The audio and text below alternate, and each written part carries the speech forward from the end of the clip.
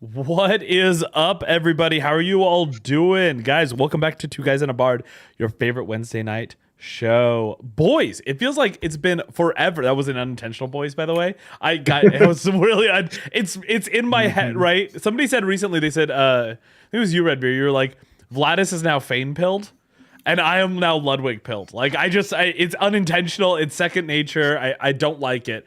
But how are you guys doing? It's been forever since we've been together, huh? Yeah, 2 whole weeks since I've been here. It feels like a bit. It feels like we've missed a bunch. Honestly, it's been 2 whole weeks since Baba's been here. Has it? So, yeah, he told me. What a terrible mod. Anymore. Worst mod NA confirmed. Like literally worst mod NA. Redbeard, how are you doing, my dude?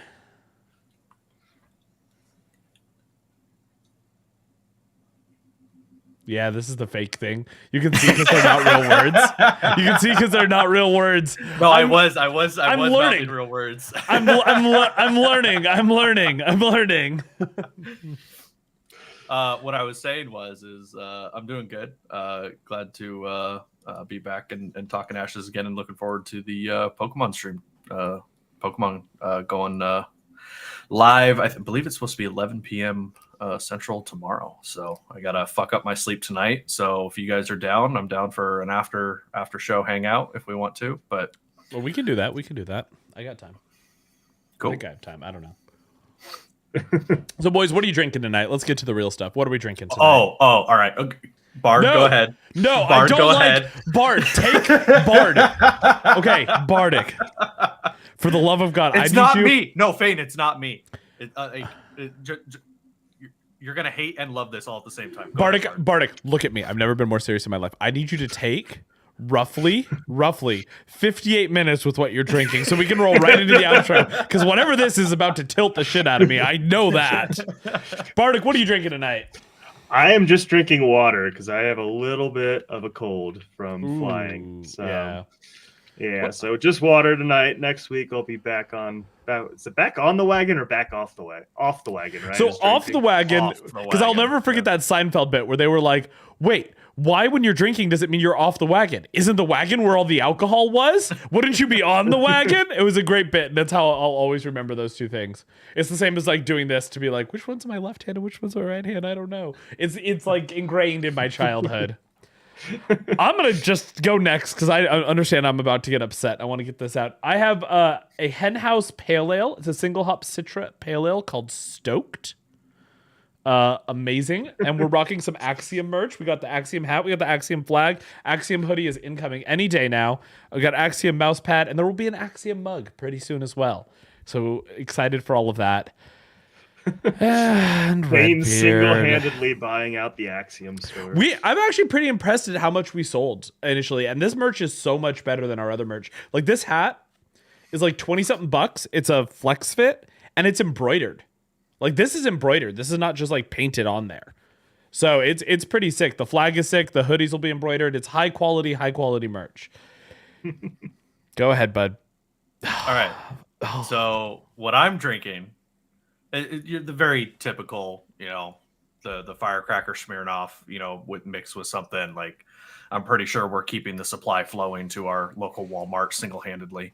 But you know what? Actually, Mrs. Beard, if you, I'll just turn the mic around here. There's not really any of it left because it was delicious.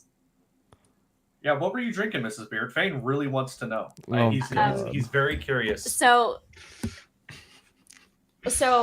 Redbeard occasionally has some blood flowing in his Mountain Dew veins, and there was a little bit left. So I had some Mountain Dew along with a mojito mix and triple sec.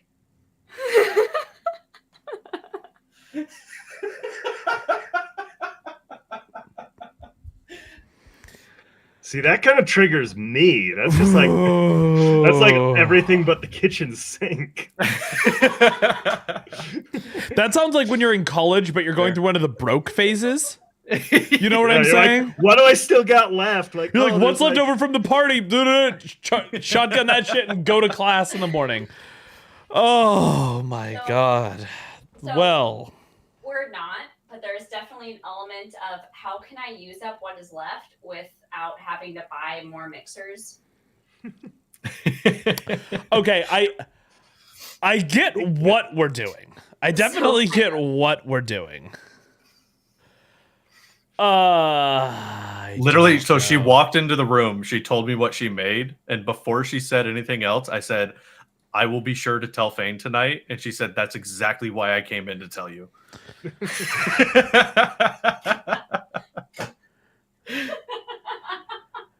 Oh my context goodness. For the crowd. Anytime that I am working from home, I will have to like let Redbeard know when I'm in a meeting that I'm gonna have to speak, so he's not like in Overwatch This at is that good. time. This is good. Yep. You know, Yeah. little things. Yeah. Right. Well, exactly. And then the other, so like, and then what Fane will do is, because we'll be hanging out in Discord or something like that, and I'll mute my mic because Mrs. Beard is in a work call or something like that. And that's when Fane takes the opportunity to hate on all bald people of the world, all gingers, anybody, and completely destroy all my takes about Ashes because he knows I can't respond because my wife is on a work call. And he just lays into me about it. And then 15 minutes later, I unmute and just unleash the Kraken on him. You come at me with notes like an IRS agent. You're like, it's like callback humor from 23 minutes ago. You're like, first of all, Fane, I had 2 eggs and bacon for breakfast. Secondly, I don't think that's what the UI should look like. Third, like you just like go down the list of things that I've said. So I know you're just sitting there taking notes because you also can't play Overwatch. You know what I'm saying? So that makes sense. That makes sense. Okay, that's fair. I get to tilt Redbeard, and then Redbeard tilts me back. This is the fun game that we get to play around here, y'all. Pog champs in the chat, I guess. Don't put Pog champs in the chat, guys. So, guys, we have a few things to do. We're gonna do Did Redbeard Buy It? Everyone's favorite game. Today, it's just a picture of 20 acres of land. Did Redbeard buy it? The answer is yes, by the way, for those that don't know. Just in case Mrs. Beard didn't know, I wanted to let her know that since, you know. Thank you for letting her know. I forgot to tell her again. Yeah, no. So it's important that you let us know first, and then 100%. So there was a little bit of a question that came up that I want to address. We'll address that a little bit later. But the first thing, the most important thing, Bard wasn't here. Bardic, let's get your feedback. Did you watch the live stream when you got back, or did you watch it while you were gone?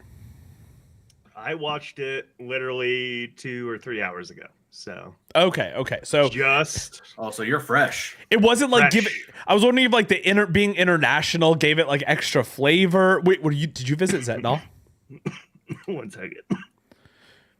So guys, I don't think he visited Zetnal. And So honestly, I did not visit Sentinel. Wait, he's in Chile, isn't he? that was the Yeah. collab. That was the collab the Ashes of Creation community has been waiting for. Yeah. I mean, I had other things to do, other friends to do things with. Wow. Now I see why Zetnal hasn't been back on the show, guys. Sag. Big Sag. Has he been streaming at all? I don't think so. No, Zetnal fell a little bit off the face of the earth. But so getting back to the live stream, what are you thinking about it? What are your thoughts on it? This is obviously, we talked about it last week, a huge shift from where they were going, right? It's a huge shift from you and I running around Alpha 2 trying to grind out 20 goddamn wood to make one little ring. I don't know why 20 logs are needed to make one ring. He does have the Steven cough, everybody. Bardic is going to give us code. Wait, are we 6 feet away from each other on the stream? Can you hear me when I mute like that? I cannot hear you when you mute. Okay. Yeah. I've got some kind of cough that I came back with after flying, so whatever. Sorry. Little con cred. I mean, Steven's had it for what, like 3 years? Steven has had it since pre-Kickstarter. Yeah. Steven, like, what is going on with Steven? So hopefully I don't get that forever. He's got long COVID before COVID existed. Yeah, Steven, maybe that was patient zero. Maybe Steven was patient zero. Steven's the bat. Steven's the bat. Steven is the bat. Little known fact, Steven's a vampire. But have you ever seen him out in the daytime? Yes. No, I don't think so. I think that was CGI. Okay. I think that was yeah. It was a stage. It was a set, and it was a nice set. That's why he never wears shoes, only sandals to preserve the set. Yeah, I think that's what happens. So what did you think? Is this positive? Is this negative? What are we thinking here?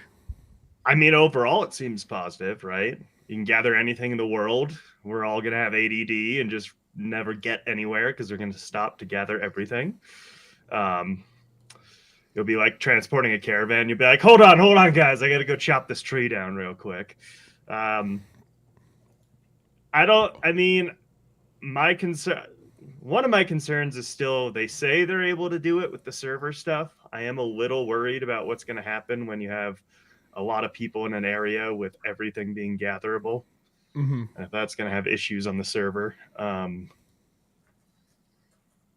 Yeah, I mean, I don't feel like there's that much information other than just that they're switching over. Like, we didn't get anything on how to craft or what it...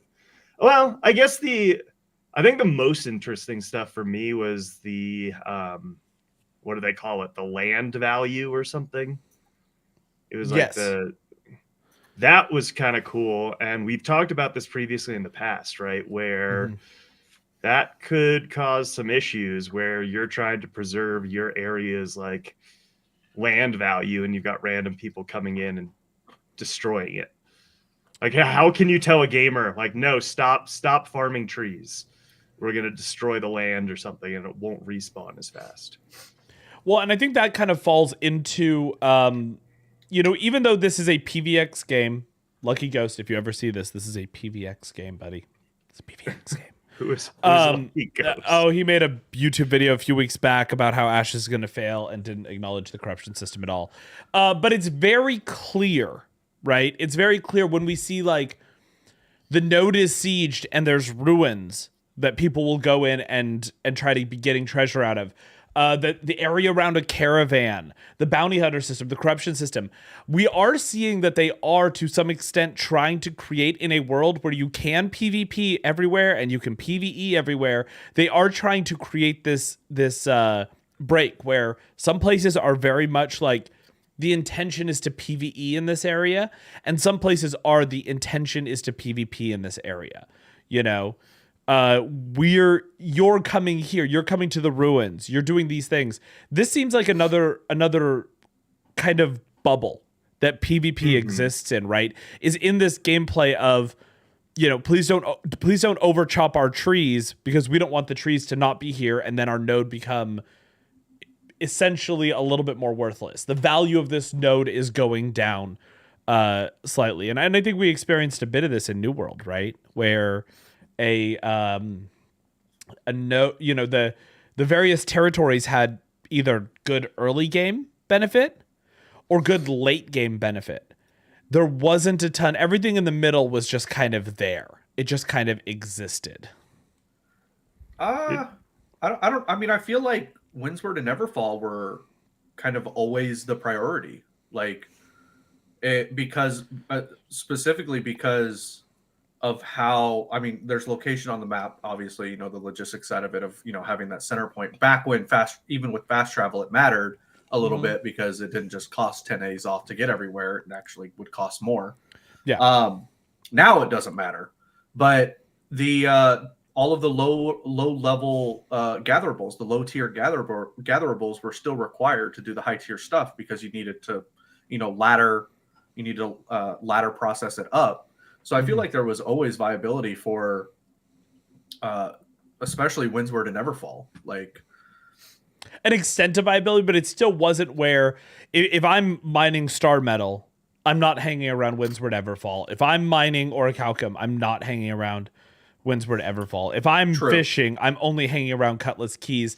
And by having that in that immediate zone, now make the map bigger, right? Now think about how it's bigger.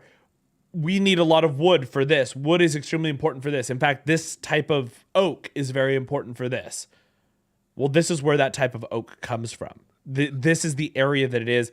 And I think the difference between it being right outside your node gates and a 10-minute walk is a lot larger than people think. There's going to be a lot you're crossing in that path, and it makes it that much more dangerous to go out, gather a lot. If it's right outside my village, I'll fill my bag with it. No problem. I'll just walk back in and process it and do whatever. If it's 10 minutes away, there's a point of diminishing returns where I am now far enough out and have far enough to travel with all of this on my back to the point that I don't want to risk losing it, right? So keeping resources close to your node, as close as possible, makes a lot of sense. And so we talked about this, but it makes a different meta of gameplay. It's another way of fighting the enemy too, because you may just like gather all your people up and go chop down all the trees in some enemy area and just degrade the land. At the end of the day, we're humans on this side of the computer. I only have so much time to gather, right?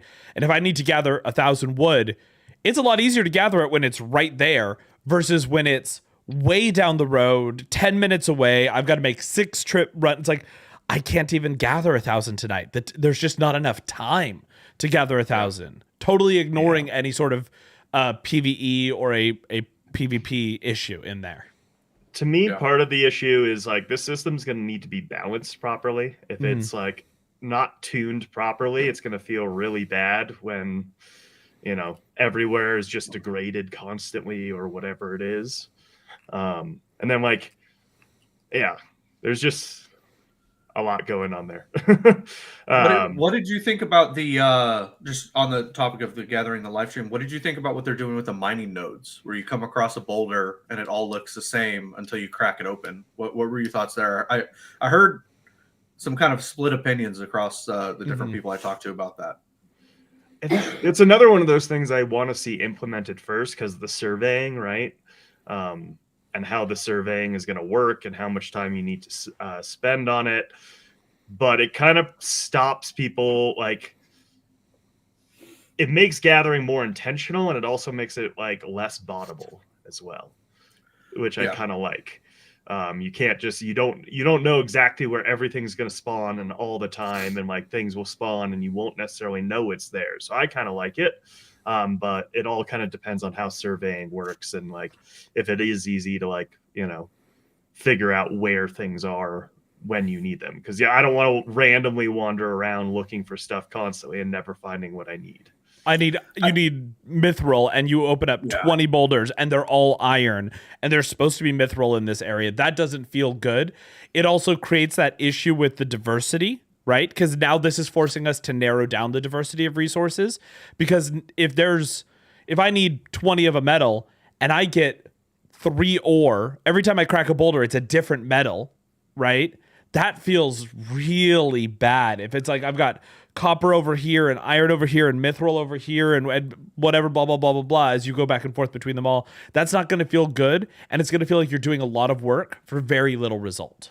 Well, it's loot boxing, right? Like it's purchasing a loot box. You're not purchasing, but you're still going through the same process of, you know, you're opening up that Pokemon pack, you're opening up that loot box, and you're not going to know what's inside. And sure, it'll feel good. You'll get that dopamine hit when it's what you weren't expecting and on the good side, but you're going to go through, you know, probably way too many. Now, I think if they can have a good balance between, hey, iron is typically found in this area, in this biome, mithril is typically found in this biome, and maybe 85% of the time it is that, I think that could be okay. Because then the surprise element can still exist when you get the mithril plus, like the tier 3 mithril as opposed to the tier 1. And you can have that kind of nice, exciting moment. And you can have that associated visually rather than just New World, for example, you mine an iron node and you happen to get some gems out of it, or you don't. And so you could have a visual representation of that. But I do think that people need to kind of know what they're gathering to a very high percentage point. I think it's okay if there's some randomization to it, but I do think it, and maybe I'm coming from a place of that's just what I've always had. You always know what you're mining. And so there is some ignorance in my position of, I do need to test it. I do need to kind of see how that feels, but just based off of what I know from personal experience of randomization aspects, gathering is something that I don't know if I necessarily want that tied to, because that's kind of like, that's what I'm doing when I need to like log in. I don't want to talk to anybody, but appear offline, like, you know, that much more of a casual type of a thing. Got music blasting, I'm watching a video or something like that. And so I don't know if that level of randomization needs to be tied to that. But again, it needs to be tested. So I'm okay with the randomization as long as there are ways to narrow it down, right? Like depending on how surveying works, or if you find things in clusters. Like he found a bunch of iron in one area. So like you run down the thing, you smack a rock, nothing pops out of it. You run down the thing a little ways further, you smack a rock, nothing pops out of it. The next one, say iron pops out of it, and then a bunch of the rocks in the area have iron. So like it adds the randomization, but also like when you find an area that has it, it's there, and you spend a little bit of time in that area gathering it up.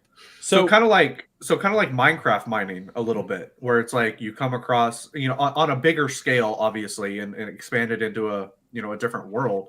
But you come across a diamond vein, what is it? You have the potential of like 3 to 10 blocks of diamond, and you just and you don't know until you mine it all up. But like once you get to it, once you find it, like you're talking about, you're breaking all of these other blocks, and then you finally get to the diamond. Boom, you have a little cluster of diamond there. Yeah, that to me I like.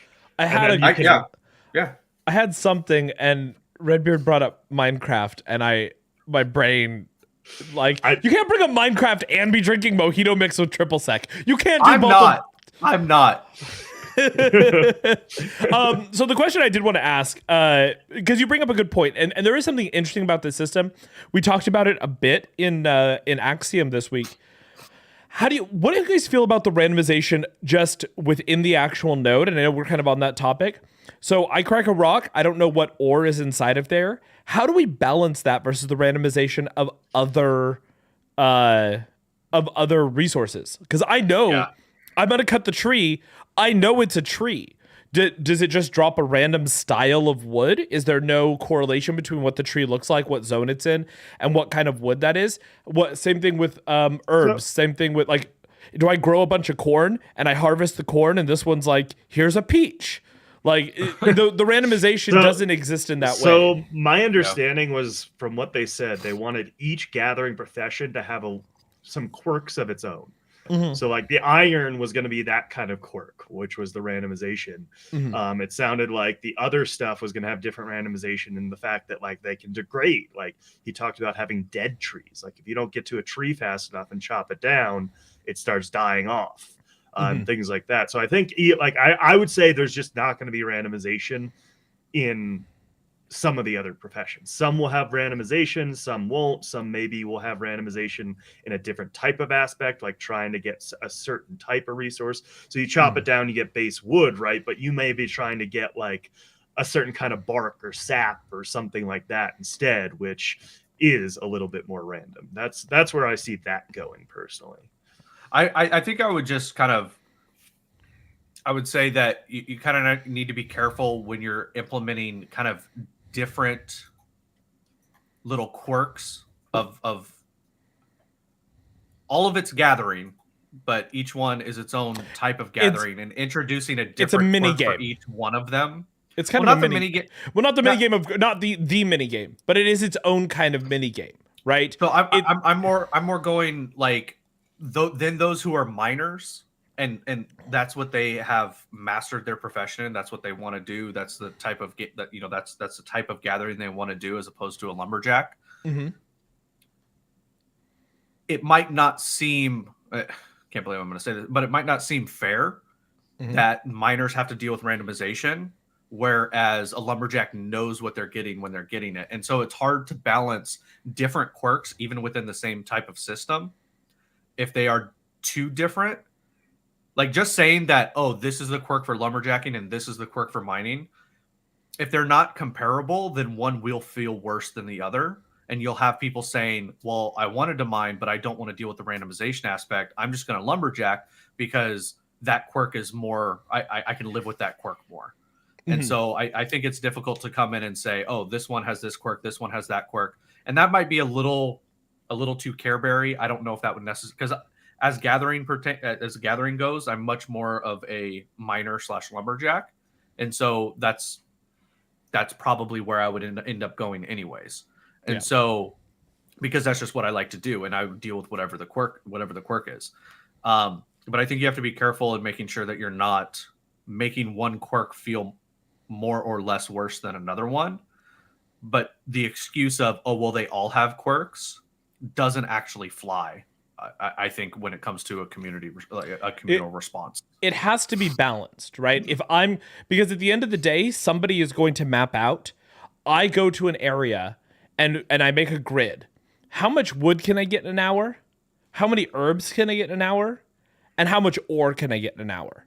And then they're going to say, what is the market value of these items? What is the actual value in terms of crafting of these items? And they will min-max this. That being said, Redbeard, I do want to say, and then, Bart, I'll let you go. I do want to say, I agree with you that was a very Care Bear statement. And two things. One, you need to stop hanging out with Vladis so much. But two... So I need to stop hanging out with you so much? Yes, 100%. Same thing. Exactly the same thing. You guys can't tell, actually, I am also 4'9". No, but two, the actual, outside of the meme, I think that if you're going to try to adopt more Care Bear philosophies, life skilling is definitely the area where that can exist. 100%. And I think that's why I'm associating it there for sure. Yes. Yeah. And kind of in my own defense in the statement is that is much more of a casual, like, Palia is not creating a game around PvP combat. They're creating a game around lifestyle skills, like the skills associated with it. So, like, I think it is a very fair statement to say that lifestyles, gathering, all that stuff is definitely more associated with a more casually minded gamer and bringing in, and so balancing is going to look different and what people want is going to look different than when you're talking to the hardcore raiders or the hardcore PvPers.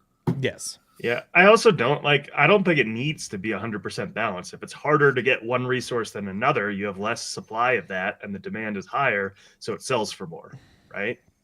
So like if you the economy will adjust itself based on if it's harder or easier to get certain resources. It depends it is balanced, but it depends on the necessity of the item. If there are not enough swords on the server because there's not enough iron to craft those swords, and it's extremely rare to get that iron, and now there are people who are literally using different weapons. They're using a bow instead of the sword that they should be using because there's not enough. And obviously I'm taking it to the extreme there.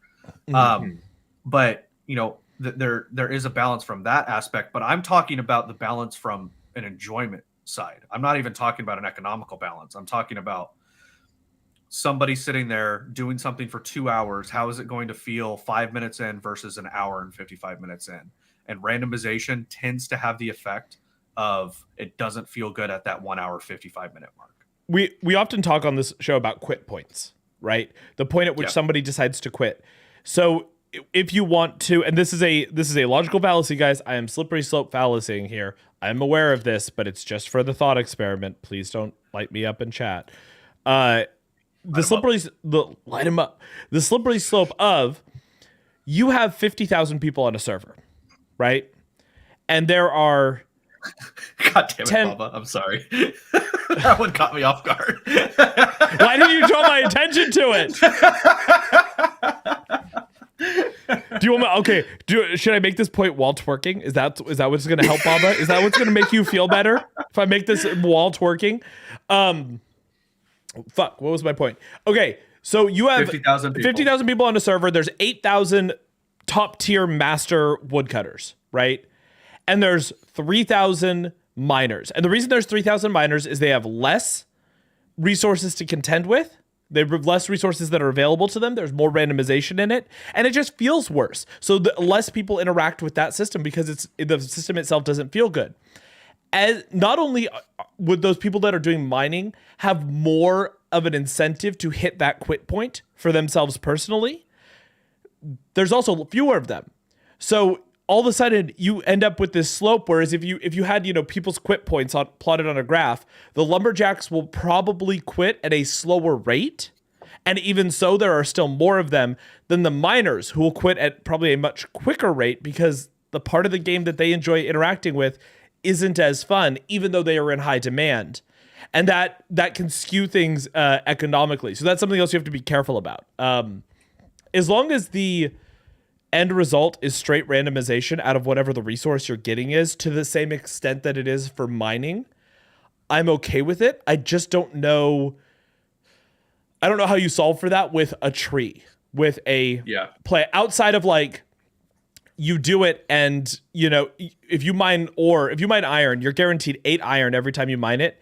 If you chop down a tree, sometimes it's going to be 3, sometimes it's going to be 7, sometimes it's going to be 10, but you're at least always guaranteed an amount. It might also end up like New World, where every tree gives you basically nothing because most of the trees are useless. Correct.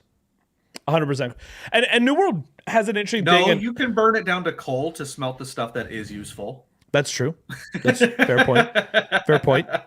Yeah. Greenwood is 100% Yeah. just going straight into coal. Who knew that lumberjacking fed right into smelting? I never knew that was like it's never been done in a game before. Let's put it that way. Good job, New World. You're really. I knew I hit a new point of lumberjacking degeneracy when I smelted down some ironwood into coal because I needed more coal, and I would rather smelt the ironwood I had on me than go out and chop greenwood for 5 minutes. That's fair and degenerate. Redbeard, you brought this. Go ahead, Bardic. Sorry. I was just going to say, I do agree with you in terms of quitting points, but you can also do it right? Because randomness can be very good in games. Like when you're playing Diablo 3, Diablo 2, Path of Exile, there's a lot of randomness in it, but you have systems and tools to increase your chances and try to make it less random. And so if you do, but then you're getting those dopamine hits when you are getting stuff. But And you're so you're they all do pushing it- towards the same randomness there, though. That's we're all pushing towards a piece of gear, right? We're all pushing Yeah. towards that. This is different. I want to interact with a system, and these systems interact different ways, and they are a closer. It would be as if in Diablo 3, your character only got extremely rare loot drops from killing mobs and bosses, and mine only got it from opening up like the little chests and cracking the barrels and all of those things that you do in Diablo games, all the interactables. There's fewer of those, and that's just less exciting. It's much less exciting to go around and click all these things, and I still have to interact with the mobs that you have to interact with. You don't really even have to interact with the random barrels and lootables that I have to interact with. And that's where I see the inflection point. My play experience in that scenario would be much more boring and just, ugh. I got bored thinking about it, actually. I mean, you don't just want to click on barrels for hours? That's what Zelda exists for. I'm getting those rupees. I'm throwing those pots. That's 100% what Zelda exists for in this world. Yep. So we touched on this. This has come up. Baba has brought this up a couple times this week to me. And I want to see how you guys like it. Do you like every resource to be a unique node? Or do you like secondary and tertiary resources to randomly proc off a base resource? And the example I'm going to give here is, do you want to find a beehive and you get that beehive and you get honey? And do you want to find a branch on the ground and you harvest that branch on the ground and you get pine cones? And then you chop the tree and you get pine wood? Or do you want to chop the tree and get pine wood, and some of the time you're going to get some honey, and a very rare amount of the time you're going to get pine cones? Is that a better system to you guys? So in an MMORPG, the latter. You want there to be rarer proc, proc. rarer In an MMOR procs Yeah, of the item. If we're talking like a survival game, I would want each individual item to give individual things. Mm-hmm. But I think that is a level of complexity that does not need to exist within MMORPG. Mm-hmm. And it does then also introduce a little bit of that dopamine hit as well. Now, that being said, it needs to be associated that this tier 1 resource, this tier 1 tree, the other stuff that it's giving is still tier 1, but maybe it's an uncommon or a rare or a legendary additional thing at tier 1. Yes. I think New World did this actually fairly well. And I think that would be the example of the proc, right? I mentioned it earlier with like the gems potentially dropping, or the other random items, the like the scar hide from skinning, and just all of the different the void void metal from, you know, orichalcum and whatnot, like even though that became like the focus and you ended up having so much fucking orichalcum, that was just an issue with how they were tuning the drop rate. But I think for an MMORPG, that makes more sense than look at this random branch on the ground. Let me get my 1 sap and 3 pine cones from it. But when I go chop this big tree down, I don't get any sap and I don't get any pine cones. Like, I feel like that's even less. Yeah. Yeah, I'm kind of with Baba in terms of I like both. I definitely don't want it to be only procs because as you said earlier, then you end up with a situation where you don't get it unless you're cutting trees. Like I want to be running out in the world and find like the rare resource and be like, oh, cool. You know, I found a beehive. I can get this, as opposed to having to sit there and chop. Like I didn't want to chop, you know, I was out exploring.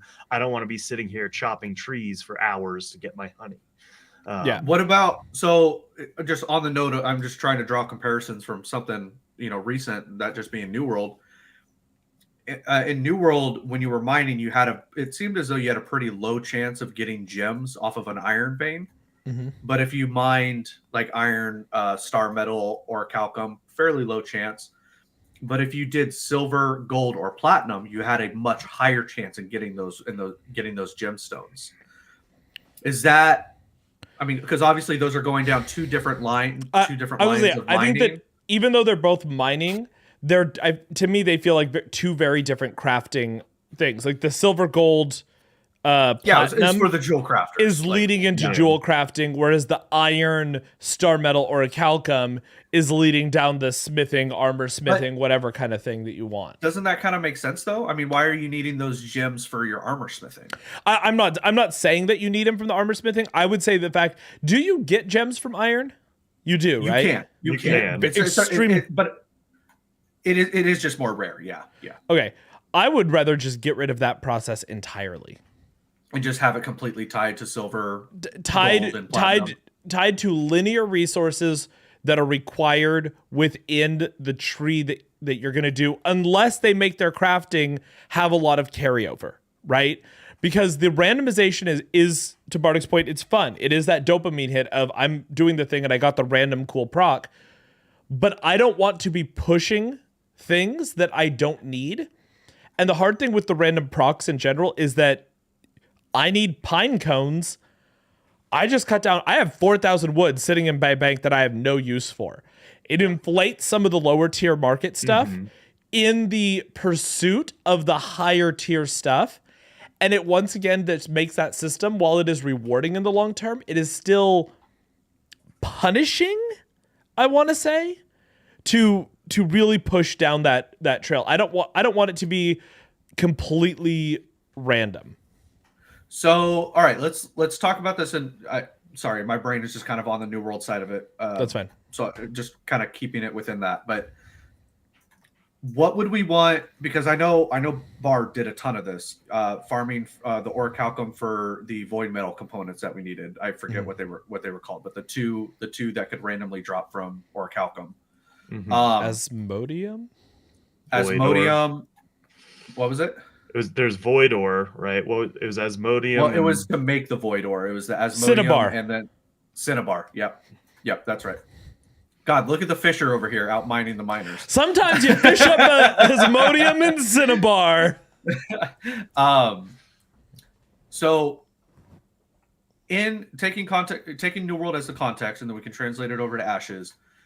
Would you rather, while you're doing your orichalcum route, knowing that that's hopefully not going to be the case in Ashes, but again, as it pertains to New World, while you're doing your orichalcum route, would you rather that every so often one of those orichalcum ores or veins pops up as an Asmodium vein or a Cinnabar vein? Or that it's always or what it is. It's always orichalcum, and then you have the proc chance of Asmodium or Cinnabar. So are you saying it's always orichalcum and I have a proc chance versus when I mine orichalcum, there's a field of orichalcum. No, you'll see in the overworld before, like as you're coming up to it, that is a Cinnabar vein. It'll be in the cluster of orichalcum. In that scenario, where in the cluster of orichalcum there's a Cinnabar vein. do I still have a chance to proc it from the Orichalcum?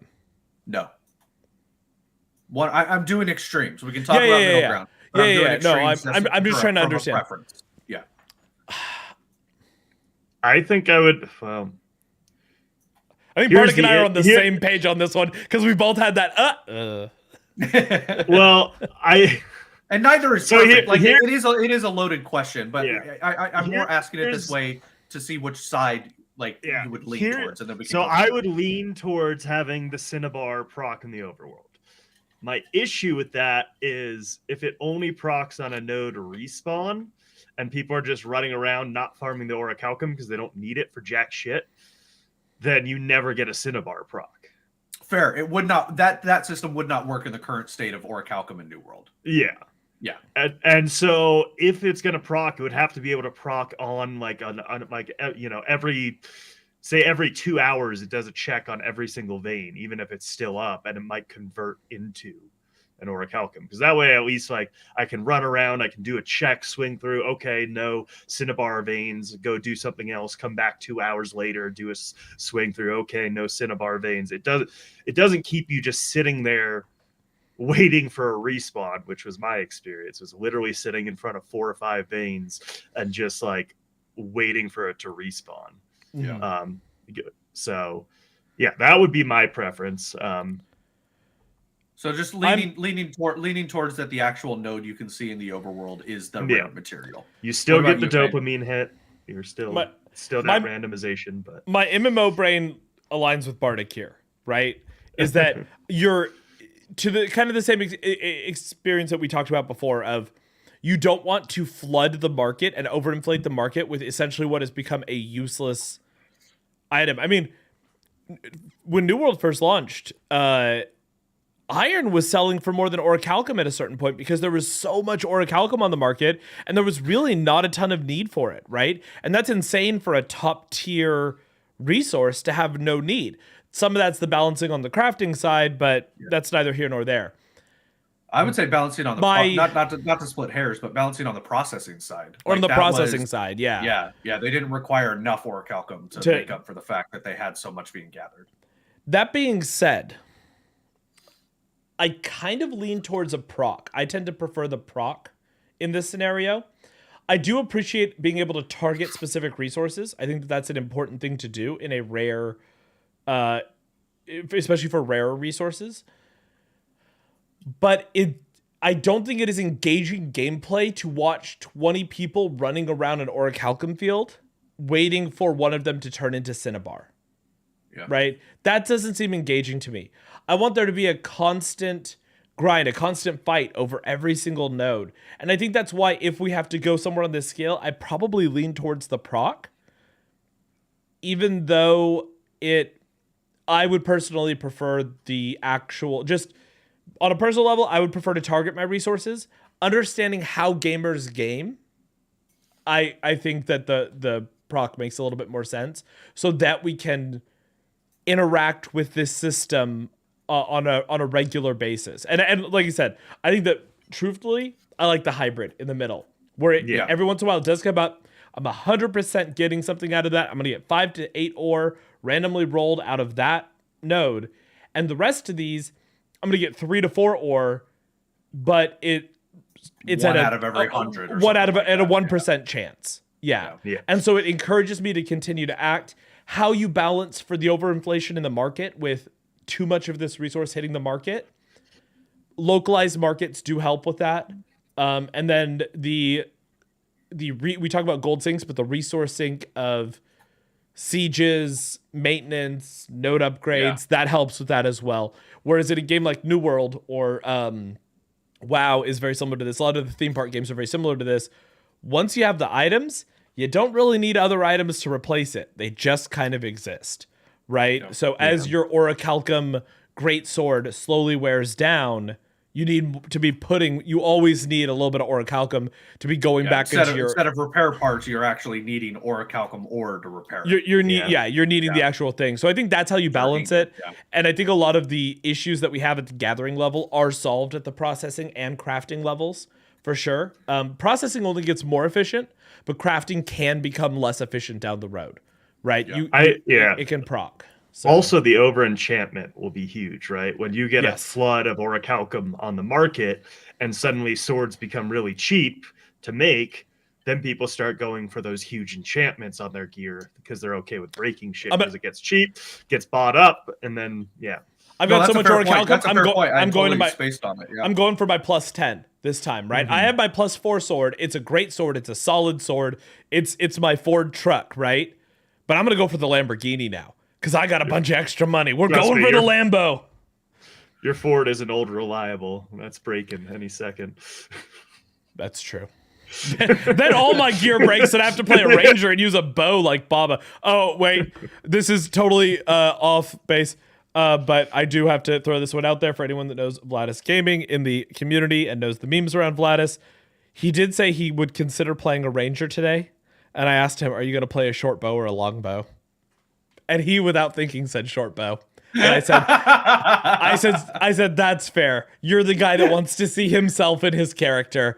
Boom! Instant Vladis burn. Let's go. Boys, for those of you who don't know, Vladis is what's he 4'9". 4'9". He's 4'9" tall. Is he actually? No. Okay. No. Yes. I was like, he does not look. What did he do? He said somebody asked how tall he was, and he's 5'9", but he said that it was yours, right? It was the 1v1 that I did with him, and I was he had made, or I think it was the one that I did. Fuck, now I don't even remember. He was talking about how short he was, and early on in his content creation, the way that he had his camera angled, he actually did look like, to me, he looked really short in the room. Mm-hmm. Like, just based on like the depth of the room and how he had it all set up, like he looked really short on camera. And so then he also made a joke about how short he was. I was like, oh, he is actually really short. Interesting. And so for like months, I just thought he was short, like actually really short. Apparently he's like almost like 6 foot or something like that. He told me today he's like 5'9", 5'10". He's there. He's an average height for a guy. Yeah.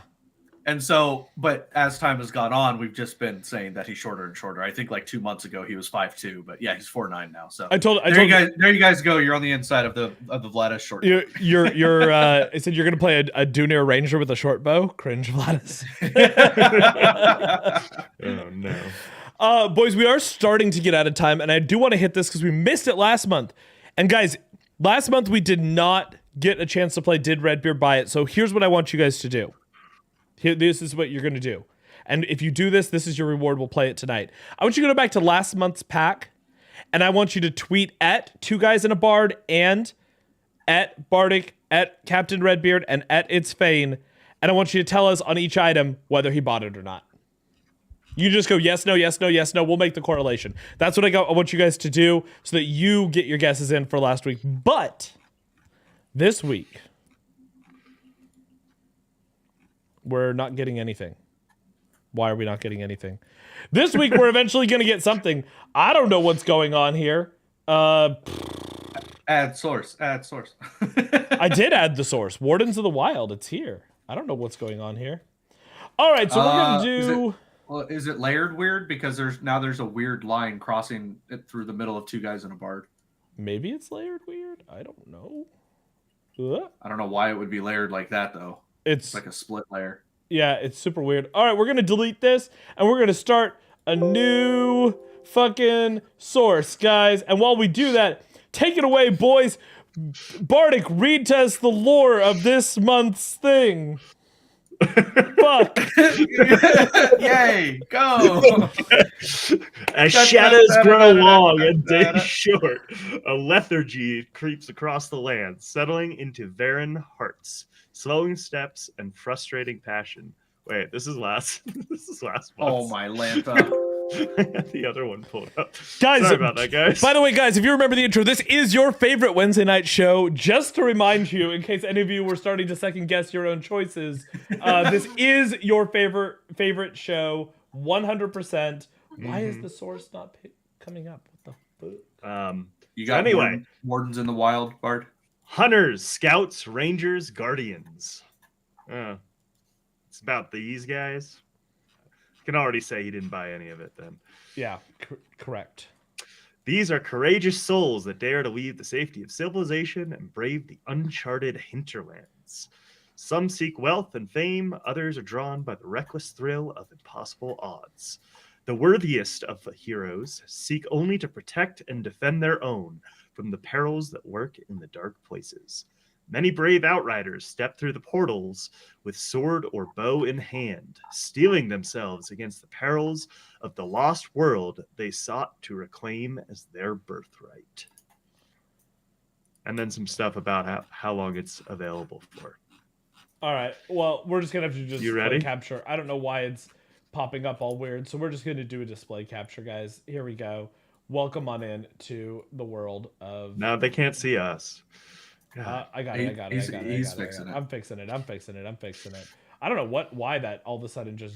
It was good, and then it just kind of freaked out. I don't know what's going on here. All right, we're ready. We're ready. We got this thing. All right. First item up is the Shroud of the Vigilant. This is an accessory cosmetic. Have we agreed? Are accessories like they just go on your character, right? There's not actual things for all of these. I believe so. Things. I don't think that we don't know if there's going to be an accessory limit, like if you can wear like 10 rings, and I would assume that at the bare minimum, you can't have like 20 cloaks on, but there may be like a 1 or 2 accessory limit or something like that. Maybe a costume plus. Do these go over your costume? They got to go over your costume. I think so. Yeah, because so many of them are tied into the costume. You know what? Maybe not. I don't know. That's a hard one. Honestly, that is a hard one. Yeah, it's really interesting. I don't know. Because what if there's already a cape? Yeah. What if? Yeah. I feel like it won't work with costumes. Yeah, I could see that. Yeah, it's weird. All right. I'm gonna go yes. I'm gonna go no. This does not look like his style. Okay. I kind of agree, but kind of don't. But I also he does want to play Ranger. He wants to play Ranger, and I do like the camo wilderness man. Like he's up in a blind. Yeah. This does give this gives very much of the Bass Pro Shop vibes to me. This looks like something you would buy at Bass Pro Shop. In fact, like if you liked Bass Pro Shop, but you also played D&D, they sell this there just in case you're curious. They sell this right Pro Shop. And they sell this right next to the Smirnoff Ices. Right next to the Smirnoff Ices and the Mountain Dew blah blah blah firecracker thingies. Redbeard?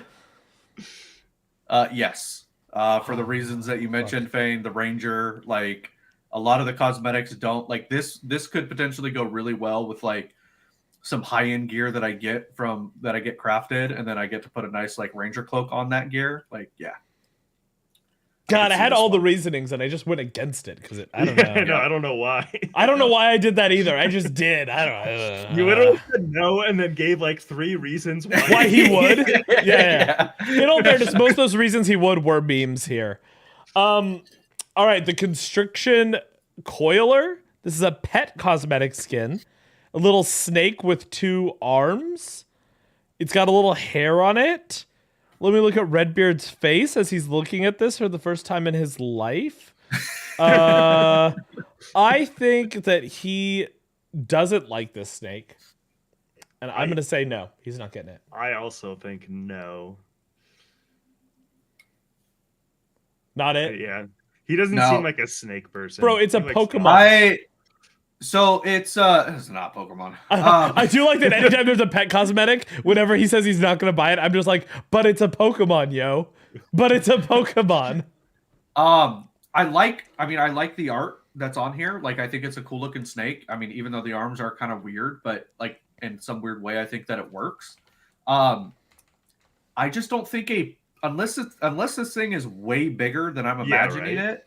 I can't imagine this being a pet that people like really have unless they really, really like snakes. You know what I mean? Like the cub, like the tiger cubs and all like the hawks and whatnot, they make sense. But I feel like this is just going to be covered up with like the typical VFX ground clutter. Like 100%. Or FX the visual ground clutter. What if I told you that this thing was actually, this was a large pet and this is actually 2.5 feet. It coiled around, it's 2.5 feet. I would consider it, especially if it like not that I would be playing a mage, but if that could coil around your staff, I think that would be really, really cool. I think if it could coil like around your body or around a piece of armor, it would be cool. But like if it's just following behind you, and it's just like it would need to be like a 12-foot snake at that point for me to be interested. Yeah, 100%. All right. This is the Veshin Komodo. So this is a mount cosmetic skin. Is a no for me. Yeah, also a no. It just it's too much of a standard lizard. Nothing really special. It looks like the lizard we had in Alpha. This is a skin that goes on the lizard we had in Alpha 1. Yeah. Changed my mind, right? So it is a no, but it wasn't as quickly of a no for me as you guys said it. This reminds me of a lot of the SWTOR mounts, and so there was a little bit of a nostalgia hit here that I was kind of like, kind of like a little bit of throwback to that. I can maybe feel a little bit of my SWTOR nostalgia while I'm running around on this thing, especially if it ends up running the same way like most lizards do, where they kind of do the whole, they're both right legs touch, kind of come forward and then they kind of scatter along the ground. Mm-hmm. But it did end up being a no just because it doesn't really fit what I typically like. So you'll be able to get a lizard like it in game anyway. Yeah. It's like, There's nothing this is super just special. a skin. Yeah, it's just a skin for it. So yeah, and I think we've agreed that the barding and stuff doesn't really come with it. So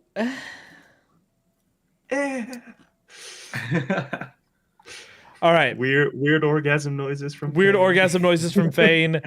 And if you guys would also like to make weird orgasm noises, you can get a cool hat like this. No, okay, Strider's Vigilant Outrider.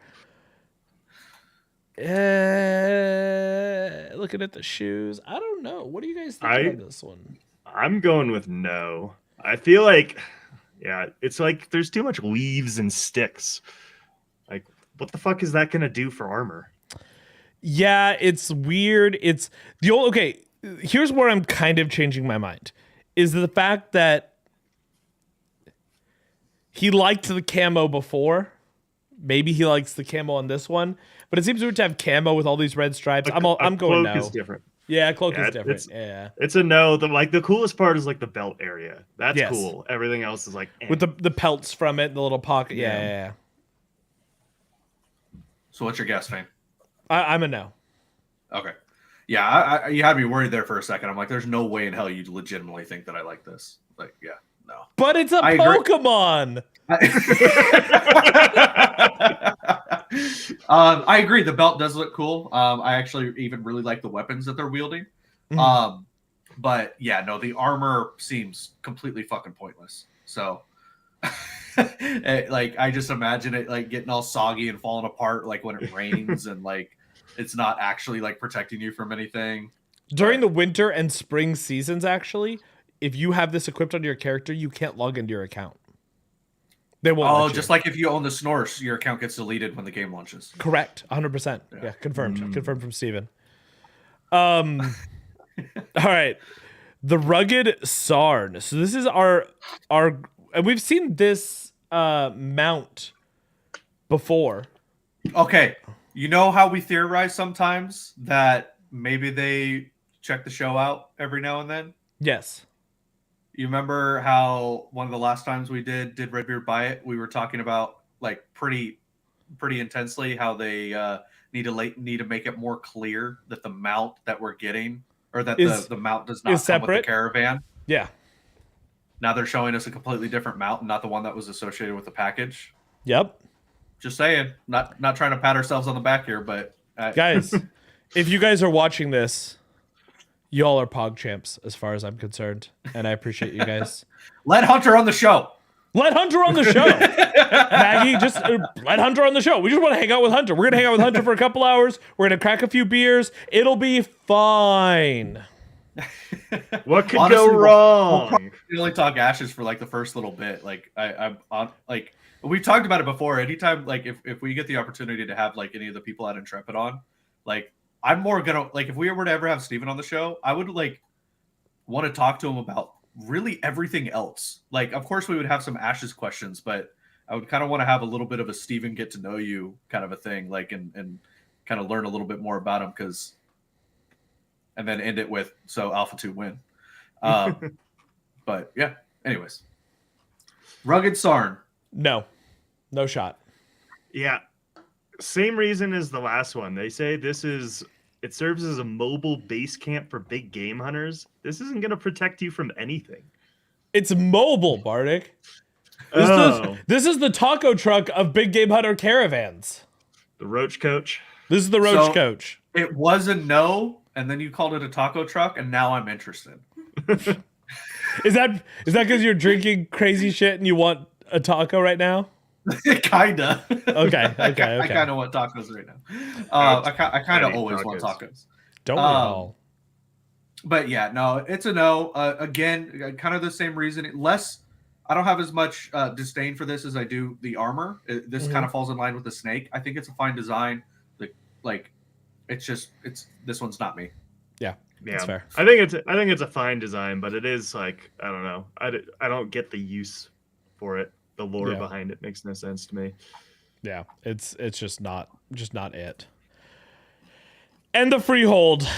This looks like a hunter's blind up in the tree.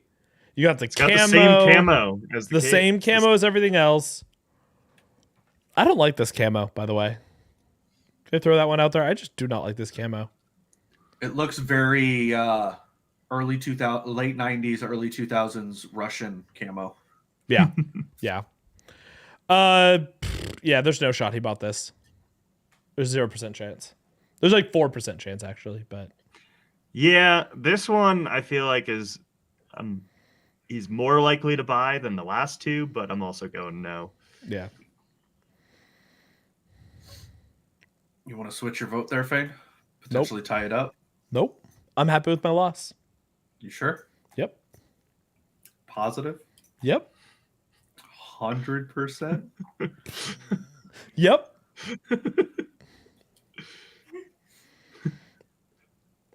Yeah, it's a no. I was like, at that point, there's no way. I literally hear Mrs. Redbeard giggling in the background. I couldn't hold it anymore.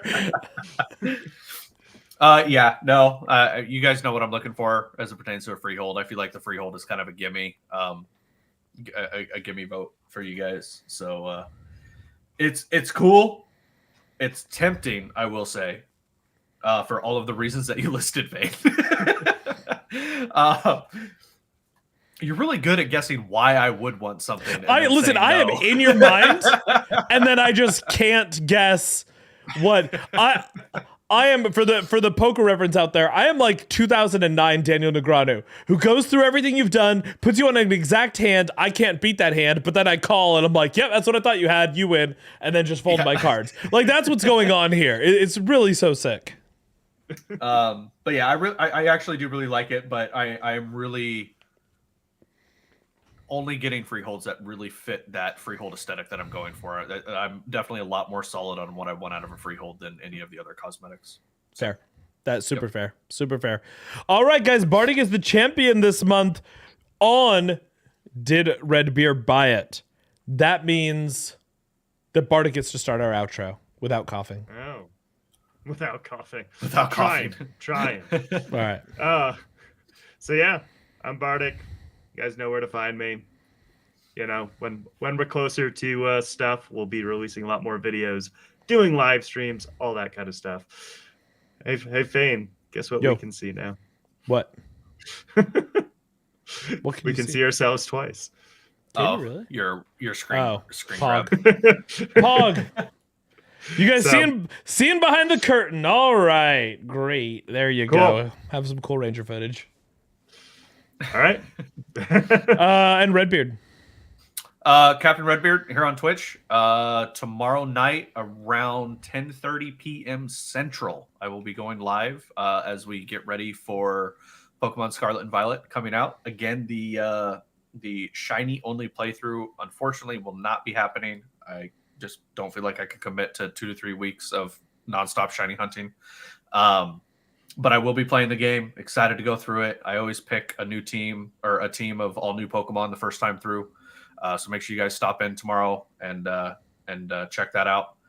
And Yeah, I believe I know Bardick's a little under the weather, so I don't know how long you might be hanging out tonight, but I am down to hop in Discord before we let you close it out here, Fane. Right on, guys. And it's Fane.com for all my socials. Not really doing much. We got too much IRL stuff going on at the moment, but I'm plugging away, getting it done, getting caught up. I don't know if exclamation point Discord works for anything. I don't even know if we have that set up. No, it's fine. I got it. All right. Redbeard's got it. So exclamation point Discord. We'll hang out a little bit after the show. We'll go to that Discord. We'll just chill. We'll do whatever. I'm paying an annual subscription for GeoGuessr, so I'll play GeoGuessr while you guys are doing whatever the hell you're doing. Oh yeah, Australia. Yeah. It's Australia. It's Australia. It's Australia, guys. All right. Australia. Until next time, next week, we'll probably try to throw in some guesses as to what we think the live stream is going to be. For sure. I think it's coming the 30th this month. That's my guess, guys. But until next time.